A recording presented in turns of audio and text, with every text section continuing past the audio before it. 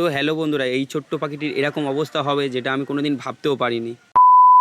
তো তোমরা অনেকেই জানো যে কিছুদিন আগে যেই ঝড়টা হয়েছিল, ঝড়ের প্রভাবটা কেমন ছিল। তো এই ভিডিওটা আমার কিছুদিন আগেকার ভিডিও, তো এডিট করা হয়নি। তো তোমাদেরকে বলেছিলাম যে আমার ইউটিউব চ্যানেলে কিছু সমস্যা ছিল, তো ওই কারণেই আমি ভিডিওটা আনতে পারিনি। তো তোমাদেরকে এটাও জানাই যে এই ঝড়ের সময় যে কী ক্ষতি হয়েছে না ক্ষতি হয়েছে, অনেক জায়গায় গাছপালাও ভেঙে গেছে। তো আমি ভাবতে পারিনি এটাই যে আমার সামনে পড়বে। এই সেই ছোট্ট পাখিটা যেটা গাছে থেকে পড়ে গিয়েছিল, এর বাসাটাও ঠিক ভেঙে গিয়েছিল পুরোপুরি। এর বাবা মাকেও খুঁজে পাচ্ছিলাম না, না হলে গাছে তুলে দিতাম। যেহেতু এত ছোট বাচ্চা, যেহেতু গায়ের লোমটাও ঠিক করে ওঠেনি, এটা শালিক পাখির বাচ্চা। তো আমি যখন বাড়িতে পাখিটা নিয়ে আসি খাওয়াচ্ছিলাম, তো আমার বাড়িতেও একটা ছোট টিয়া পাখি আছে, সেটা কি বলছে শোনো। তো আমি একে যখন খাওয়াচ্ছিলাম, তো ওকে দেখে ভাবছিল ভাই আমাকে একটু কিছু তো খেতে দে ভাই, ওকে শুধু খাওয়াবি। তো বোকার মতো দেখেই যাচ্ছিল পাখিটা আমার। জানি না এই পাখিটাকে কীভাবে মানুষ করব, যেহেতু অনেক ছোট বাচ্চা পাখি। এরকম কোনো দিন আমি এরকম লাইফের প্রথম যা পাখিটা পুষছি, এরকম জানি না মানুষ করতে পারবো কি না।